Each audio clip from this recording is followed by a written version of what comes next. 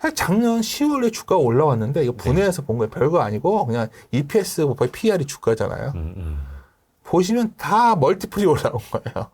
아, 실적보다는 멀티플이 그러니까 올라왔다. 이게 EPS의 기반에서 딱딱 올라왔으면 근데 멀티플이 다 땡겨놓은 거예요. 멀티플로. 네. 그럼 멀티플을 땡겨내면 보통 어떤 장세가 따르냐면 EPS가 이만큼 되는지를 확인하고 싶어하는 검증의 시간이 필요하다고 아까 말씀드린 거예요. 그렇죠. 예상대로 실적이 나오는지.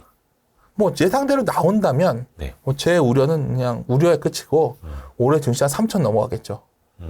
3천이 뭐예요? 뭐 이미 260조 원 정도의 순이익 전망치대로라면 들어가면 3천 넘어야죠. 뭐 지금 고민할 게 뭐 있어요. 지금 올해 2024년 170조밖에 안 나왔는데 50%가 더 넘게 늘어나는데 170조 원 벌다 260조 원 버는 시장이 되면 뭐 3천 못 가겠느냐 3천이 이건데. 뭡니까? 지금 뭐 그냥 날라가야죠 지금. 예. 근데 여기서 질문을 던지는 거죠.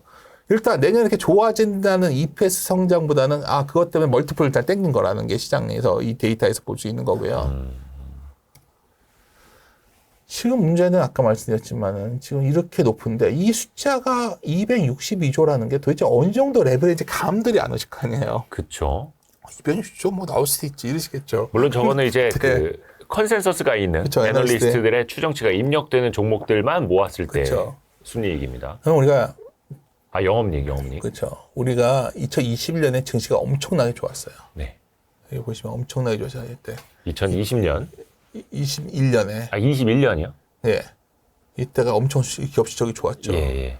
원래 당초 그 2020년에 전망했을 때는 186조 나오는 줄 알았는데 그에 말해봤더니 220조가 나온 거예요. 그러니까 이때 주가가 삼성전자가 10만 전자 갈 때였죠. 예. 이때가 언제 때였어요? 삼성전자 10만 전자 갈 때인데 3,300 가고 이럴 때. 그렇죠. 이때는 내구재 수요가 폭발할 때였어요. 예. 코로나 때 이 노트북 앞에 있는데 노트북 사고, TV 사고, 컴퓨터도 사람들이 사고, 예. 여행도 못 가고 소비를 다 이런데 돈을 쏟아붓을 때예요. 예. 그래서 우리나라는 그런 ICT 수출이라든가 이게 폭발할 때였어요. 그때 우리나라가 220조를 벌었어요. 21년에. 이 정도 보니까 22년에 전망을 247조 벌 거라고 전망을 했어요. 22년에. 계속 고 외친 네. 거죠. 예. 근데 실제는 185조 나왔죠. 그러니까 주가가 2020년에 헤맸죠. 예. 23년 올해도 원래는 214조 본다고 그랬는데 주가는 많이 내려왔죠. 올해도 사실은 굉장히 변동이 컸던 거예요. 근데 여하튼 중요한 건 2021년에 그만큼 좋았을 때가 220조였는데 올해는 262조라는 거죠. 근데 제가 항상 들으면 12, 13, 14년이 이랬거든요. 네. 기대가 높았다가 못 미치면서 이 박스권의 특징이에요. 요때도 그랬고 요때도 그랬고 결국 이게 과대 추정 가능성이 매우 지금 높아져 있는 게 아니냐. 그러니까 영업이익으로 저희 나라가 현재 260조가 나오려면 도대체 어느 정도 나와야 되는지 감이 안 오잖아요. 이건 진짜 뭐 삼성전자 같은 반도체가 하드캐리 해야 된다라는 아니, 건데. 진짜 전자가 이제 폭발을 해야 돼요. 이로. 예. 뭐 아까 말씀하신 대로 보시면은 전자가 엄청 좋아지죠. 지금 상황이. 이게 더 낫겠네요. 이 증가를 보면 내년에 반도체가 그냥 확 앞에 선두에 쓰고. 반도체가 어디 있는 거예요? 좀 표시 좀. 여기 있죠, 반도체. 여기. 그 마우스 누르시면은 빨간 펜이 나옵니다. 예, 여기에 있죠. 반도체잖아요. 아, 거기 반도체예요? 예, 좋게 여기 안 보이시는구나. 반도체가 있고. 저게 그 아래에서부터 올라가는 게 예, 차트 개념. 기여도. 기여도. 전체 이익의 기여도가 반도체가 이렇게 차지하는 거죠. 지금. 왼쪽 이만큼 느는데 아래에 있는 이익 증가율이 예를 들어서 여기까지 있는데 여기가 다 반도체인 거죠. 그래서 11월서부터 반도체 빅랠리가 나온 거예요, 지금. 지금도 아마 어느 방송이나 무슨 뭐 자료 보면 2024년을 좀 긍정적으로 보려면 반도체 쪽에서 이제 굉장히 긍정적으로 시그널이 나온다. 이렇게 얘기를 할 수밖에 없는 상황이죠. 그렇죠. 그러니까 그 전망이 좋고 그 전망이 좋은 대로 지금 주가도 땡겨서 가고 있는 거고. 그렇죠. 물론 이제 혹자들은 뭐 주가는 6개월이나 1년 뒤를 선행한다면서요. 그러니까 전망이 좋으면 되는 거 아닙니까? 또 반문할 수도 있는데. 예, 그렇죠. 근데 반도체가 이제 여기서 이제 중요한 건 우리나라가 반도체가 되면 네. 우리나라 수출이 잘 될 것이고 수출이 잘 되면 당연히 우리 존시가 상단을 크게 열 때는 특징적으로 그랬단 말이에요. 그러면 여기서 고민하는 게 최근에 물가가 잡혔는데 미국이 잘 내용을 보면 내구재가 안 팔리는 거예요. 여기 그림 보시면 여기 그림에서 결국 내구재 반도체를 품고 있는 내구재가 팔려야 된다는 거죠. ICT 제품들이죠. 그러니까 가전제품. 이것들이 뭐 엄청나게 잘 팔리는 상황은 아니라는 거죠. 그리고 또 하나 이제 제가 자주 보여드리는 건데 미국의 소비가 굉장히 강하면 좋겠는데 여기 보다시피 이미 신용카드의 할부 수수료가 22%예요. 네. 그리고 이번 소비 시즌에 전년 겨울에 소비 시즌도 보면은 BNPL이라고 그래서 지금 사고 나중에 결제하는 Buy now, pay later. 그렇죠. 그 소비까지 지금 크게 늘었잖아요. 네네네. 그러니까 미국의 소비층들이 이제는 소비하는 걸 점점 코너에 몰리는 거죠, 지금. 그러니까 우리가 궁금한 건 지금 미국의 소비가 죽었다가 아니라 그만큼 증가가 계속 유지될 거냐가 지금 관건이잖아요. 소비가 좋은데 이게 계속해서 그렇죠. 증가할 거냐. 주시라는 게 뭐 그쵸, 우리가 그쵸. 좋냐 나쁘냐보다 좋아지고 있어 방향이 나빠지고 있어 그걸 보는 거란 말이에요. 더 좋아질 거야 이거죠. 그렇죠. 예. 근데 지금 야 소비가 이 정도면 거의 다 땡길 땡겨서 만큼. 막 산 거 아니야? 그래서 사람들이 이제 뭐 좀 뭐 더 소득이 많이 늘면 되겠는데 좀 그런 고민이 있는 데가 이미 연체율은 상당히 늘고 있어요 미국이. 그러니까 미국도 잘 사는 사람들은 아무 상관이 없어요 우리나라도. 네네네. 돈이 많은 사람들은 이자가 올라가니까 금융소득도 들고 다 뭔 문제가 있어요. 그렇죠. 문제는 이 저변이 약화되고 있는 확률이 매우 높다는 거죠. 문제는 이제 또 하나예요. 우리가 이제 뭔가 물건을 잘 팔아서 계속 수출이 되려면 중국이 좋아져야 되는데 정말 확실한 거 하나는 요 2000년대 우리가 증시가 정말 미국 증시가 올라가고 이래도 우리 진짜 폭발적으로 좋아졌잖아요. 중국 때문이었어요. 중국이 결국 WTO에 들어오면서 네. 중국이 해외 수출하려면 우리나라 걸 쓰니까 세계 공장이 우리나라 중간재를 가져다 그렇죠. 만들었으니까. 중국 성장하는데 우리가 네. 덕을 본 거죠. 그렇죠. 근데 중국이라는 곳이 2018년에 우리는 이제 이게 갈라섰다는 건 이제 막을 수가 없잖아요. 미국과 중국은 이제 갈라섰어요, 경제가. 그렇죠. 그러니까 문제는 중국 쪽의 수입이 늘어도 한국 수입이 안 늘어요. 우리는 선택을 했잖아요. 우리가 중국과 미국 양장의 선택을 해야 된다면 당연히 미국을 선택해야 되지 않습니까? 네. 구조상. 네. 그럼 미국 쪽의 수출은 늘 것이고 중국 쪽의 수출은 줄겠죠.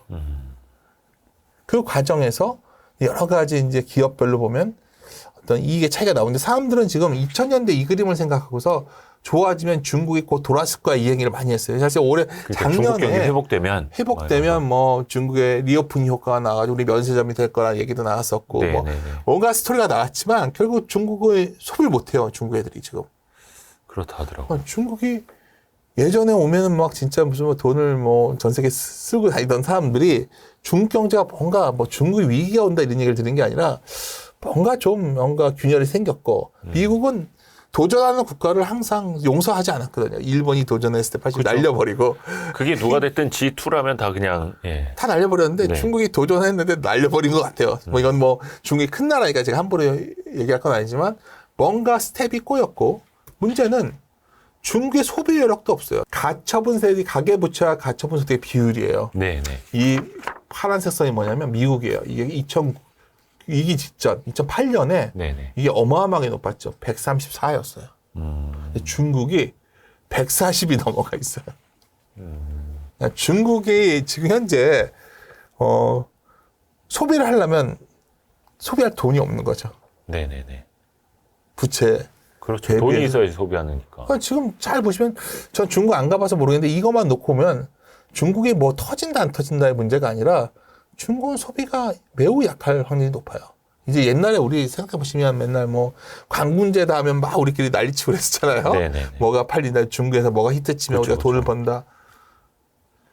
결국 계속 말씀드린 게 우리나라는 뭔가를 뭐 갖다 팔아야 좋아지는 사회인데 미국도 뭔가 지금 약간 소비층이 좀 얇아지고 있고 중국 같은 경우에도 뭔가 우리가 여기다 뭔가 갖다 파는 게 한계 왔어요. 근데 여기서 중요한 건 이 말씀 왜 드렸냐면 네. 아까 우리가 올해 263조를 번다고 되어 있잖아요. 네, 네, 네. 이게 가능하겠냐는 거예요. 그냥 합리적 추론을 하자는 거죠. 우리가 그 정도 이익이 나오려면 2021년에 내구재 미국에 굉장히 폭발적 수요가 있을 때 네. 막 그거나 중국이 엄청나게 정말 새로운 수요가 대주면 가능할 텐데 전혀 그런 기미가 없는데 그렇다면 남은 거는 그 전망치가 수정되는 시간이 좀 필요하지 않아요. 검증의 시간이 260조가 아니라 올해 170조니까 200조만 나와도 늘어나는 거죠. 네. 근데 이게 내려가는 구간의 주식가 위를 열지 못하겠죠.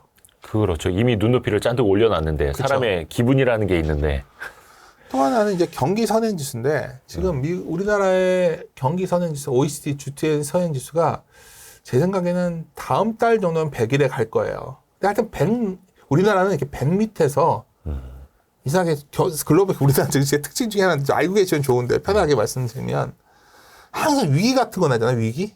네. 글로벌 경기가 급락하는 이런 위기가 오면 선행지수가 이때 우리 증시는 사야지 돈을 크게 벌어요. 제일 많이 빠지거든요. 네네네. 그러니까 이게 뭐냐 OECD G20 선행지수가 이렇게 빠졌잖아요. 여기. 네. 여기 보시면 네. 옅은 파란색 선이 있는데 네. 이게 전 세계 경기를 나타내는 거 선행 지표예요. 네네네. 근데 보이다시피 이게 급하게 깊게 내려와 있는 데가 있잖아요. 파란색 선이. 예. 그건 언제냐면 2020년에 코로나 터졌을 위기 때, 때. 2008 금위기 때. 네네네. 우리 증시는 좀 웃긴 게 그랬을 때 우리나라 증시가 이제 항상 보면은 막 위기가 오면은 제일 많이 심하게 빠져요. 그래가지고 뭐 예를 들어서 급락하고 회복할 때는 또 전 세계에서 우리나라 상승률 1위가 돼요. 예. 가장 크게 빠지고 가장 크게 오르고. 우리나라에서 제일 확률 높은 선택 중에 하나가 이거 위험한 생각인데 제 판단하는 게 잘 맞는 것 같아요. 네네네네. OECD G20 선행지수가 한 98 밑으로 확 부러져 내려올 때가 있어요. 그래서 많이 거의 더 빠지면 이제 고수행도 하는데 예. 그때 사놓으면 결국 이게 한 100일 정도 가지고다녀. 별거 아닌 것 같죠. 그 3 정도가 엄청난 수익을 가져오는 거예요. 근데 물론 98로 샀다가 여기 보면 이때 보면 거의 뭐 95 밑에까지 90초대 초반까지 내려갔었잖아요. 네. 이건 알 수가 없는 거죠. 그러면 박스권은 어떠냐? 옆에 2012, 13, 14, 15 보면 그때도 100 밑에 내려왔을 때 사는 게 낫었어요. 네.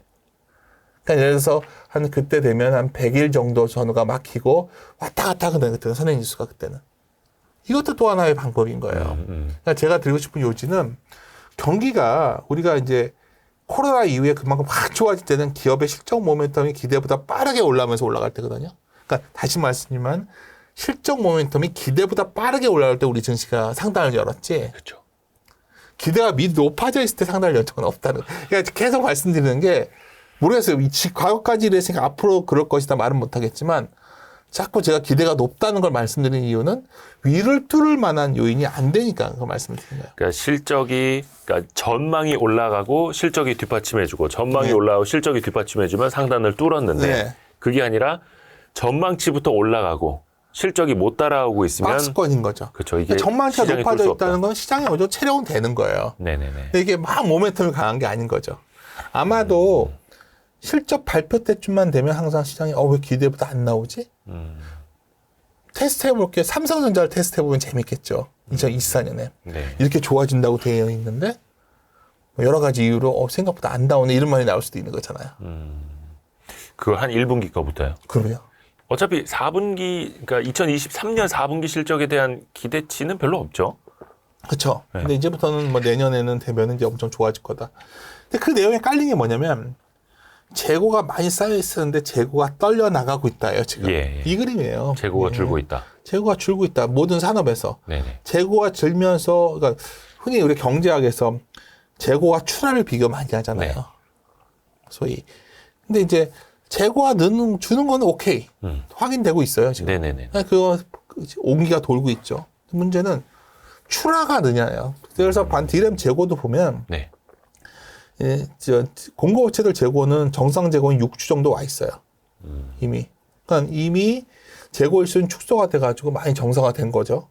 근데 문제는 바이어들 마켓이에요. 그러니까 결국 뭐 수요가 확 좋아지려면 예를 들어서 뭐 이런 거 있잖아요. 뭐 AI PC 이런 게 기대감이 막 있는데 정말 이렇게 오더가 나왔냐는 거예요. 네네네. AI 주에 PC 쓰는 사람들 본 적 있어요? 일반인은 없겠죠. 그렇죠. 네. 그러니까 이제 뭐 그냥 AI 서버 투자 정도 이루어지는 상황이고요. 그렇죠. 그러니까 지금 뭐 디램 공급업체 재고는 감산했었고 중고업체들이 강한 수요가 기반해가지고 정상 수준 왔는데 사실 엔드 유저에서 그만큼 변화가 있는 건 확인되지 않고 있어요. 그래서 지금 흥미로운 뉴스가 네. 우리 미국 첫 거래일 날 나왔을 때 애플 뉴스가 그거였죠. 애플이 좀 급락을 했죠. 이유는 수요였잖아요. 예. 그만큼 잘 팔릴 것 같지는 않다. 안 팔린다가 아니잖아요. 꾸준히 팔리고는 있는데. 그러니까 제가 말씀드린 거는 올해 ICT가 좋은 건 다 알아요. 네, 좋아, 좋아, 굿이야. 근데 그 굿의 강도가 베리베리 굿이냐, 그냥 굿이냐, 이거에 대한 아마 시장의 논점이 생길 것 같고, 그런 관점에서 본다면은 수출주에서 그만큼 모멘텀이 나올까? 이 생각이 좀 고민이 있어요. 또 하나는 우리가 근본적인 것도 내수가 너무 망가져 있거든요. 아까 사실 왔을 때 이 기자님이 저한테 네. PF는 어떻습니까? 물어봤잖아요. 네. PF 다른 말로 하면 이게 이 그림 보면 놀라실 거예요. 이 검은색 선이 한국의 GDP 대비 가계부채거든요. 뭐 독보적이에요, 지금 전 세계에서. 맨 밑에 있는 거야? 맨 위에 검은색 선이. 맨 위에 예. 약간 회색처럼 보이네? 예, 그렇죠. 여기 지금 피우고 계신데 맨 위에. 예, 그렇죠. 네네네. 그러니까 지금 문제는 뭐냐면, 막 끝을 모르는 내수주의 추락이 있잖아요, 지금. 뭐 백화점 주식이라던가 뭐. 이게 도대체 좀 내수가 좀 살아나서 뭔가 선수한 돼야지 이게 돌지 않겠습니까? 사실 우리나라는 다른 나라와 다르게 수출 의존도가 높은 게 단점이지만 또 어쩔 때는 또 내수 경기 부흥에 의해서 좀 돌 때도 있었거든요. 근데 지금은 내수 자체를 기대하기 자체가 힘든 거예요, 부채 때문에.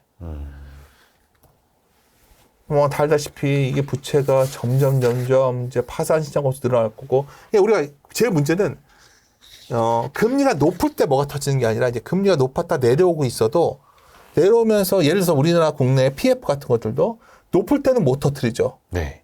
왜냐면 어떻게 해결 방법이 없으니까. 근데 좀 내려오면 네. 질서 있는 후퇴를 하겠죠. 좀 망할 건 망하게도 하고 좀 이런 식으로 가지 않을까요? 개인들도 똑같은 거죠, 지금. 그럼 이 상황에서는 가계부채가 부실화되고 소비여력이 축소되는 이 금융과 건전성 악화, 이게 반복되다 보니까 연초부터 갑자기 금융주들이 약간 흔들리는 거예요. 이 부분도 아까 수출 외 지역에서도 뭔가 확 그 모멘텀 강한 요인은 없는 상태고, 그러니까 말하다 마치 PF인데 증권사 PF 연체율은 내려왔어요. 네. 여기 보시면 저축은행이랑 여신 전문이 확 올라오고 있거든요.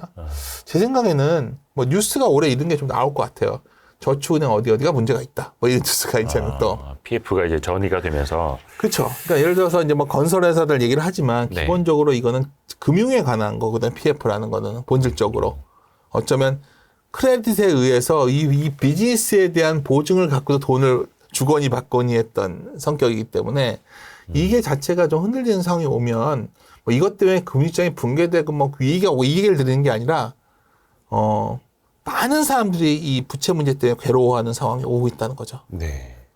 이거는 뭐 자명하게 나와 있는 사실이니까 이것만 계속 말씀드린 거는 아까 기업이익이 올해 잘 나온다는 건 수출도 있지만 그런대로 내수도 단단해 뭐 이게 있단 말이에요 지금. 네네네. 이게 단단하겠냐는 거예요 지금. 그리고 이 그림은 제가 많이 강조드리는 건데 우리 증시의 가장 관련성 높은 지표 중에 하나가 아파트 가격이거든요 제가 보기에. 그렇죠. 예. 과거에도 보면 집값이 크게 오를 때 주식도 잘 됐어요. 사람들이 좀 돈 있는 사람들이 주식도 지르고 그렇죠. 막 소비 여력도 그러니까. 생기고 투자도 하고 싶고. 근데 언제 부동산이 확 됐냐면 금리 무조건 낮을 때가 아니라 금리가 상당히 내려가 있을 때 잘 됐었고요.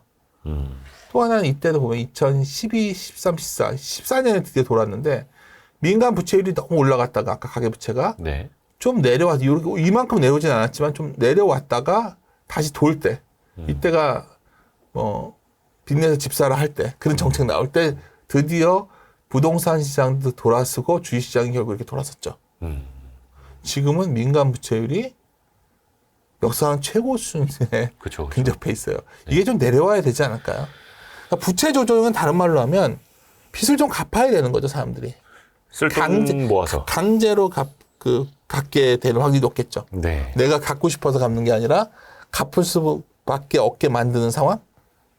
그런 과정을 딜레버리징이라고 하는데 그런 국면이 나올 수도 있는 게 2024년이에요. 그러니까 금리가 자꾸만 금리가 낮아지니까 이게 모든 게 해결된다 하지만 사실 이연되어 있던 문제들이 오히려 금리가 좀 진정되면서 이제는 좀 더 질서 있는 조정이 뒤따르지 않을까? 그 국면에서 과연 주식시장이 이걸 환호할까? 이런 생각을 좀 갖고 있어서 오늘 좀 이거저거 말씀을 드렸는데 그래서 처음에 제목을 좀 말씀드렸던 게 뭐냐면 검증의 시간. 그러니까 올해 이익도 좋아지는 거 맞고요. 금리도 내려갑니다. 거기다가 PF 문제도 해결 수순으로 들어간 거예요. 일단은 이제 폭탄 제거만 나왔으니까요. 그렇죠. 그래서 올라갔던 거예요, 작년 말에.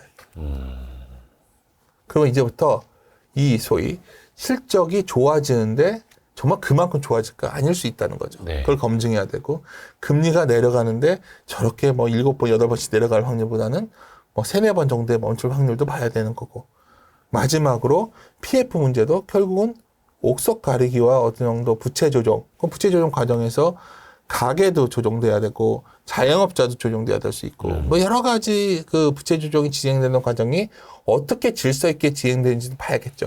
이것들이 좀 정돈이 되어 지나가야 네. 상단을 열 수 있는 거지. 그런 것들이 없는 상태에서 아 주가가 올라왔으니까 이제 본격적으로 상승장이야. 이거는 뭐 지나치게 후행적인 지수 해석에 불과하다고 보고 있고요. 기본적으로 2024년이 뭐 선거해여서 뭐 이런 걸 다 떠나서 일단 시장의 긍정적인 어떤 변화 요인을 시장이 좀 앞서갔다는 걸 안다면 또 반대로 별거 시장이 크게 붕괴될 일은 없거든요.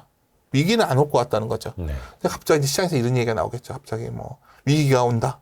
뭐 중국이 터져. 미국에 뭐가 터져. 이럴 때가 되면 자신 있게 그때는 바이 더 딥을 하라는 거죠. 그렇게 된다면 이런 소위 한국 증시의 고질적인 패턴인 박스피에서 승자가 되는 어떤 그림이 아닐까 이렇게 판단하고 있습니다.